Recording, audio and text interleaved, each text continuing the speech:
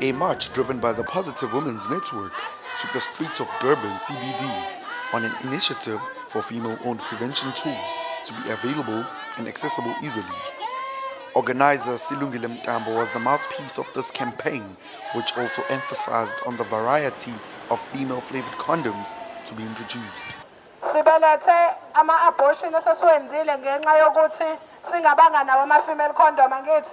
We don't even see izinto ezikhuluma nge-depivarine ring, however akhona lama tools uyabona. So into esifunayo thina we want ukuthi government and the ama manufacturers prioritize prevention for women. Dr. Pekshingska from the Match Maternal Adolescence and Child Health also mentioned that female condoms are a lot more expensive than male condoms and are not as widely available.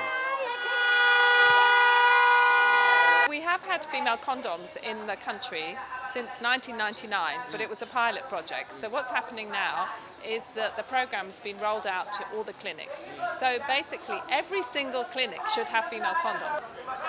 Attendees of the march were from both sexes, and they really felt that it was about time that female-owned prevention was popularized.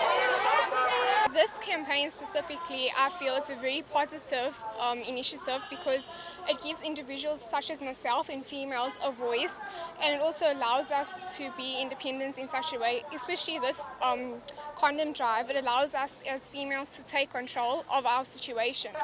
Attendees were given free female condoms to begin popularizing them in their communities.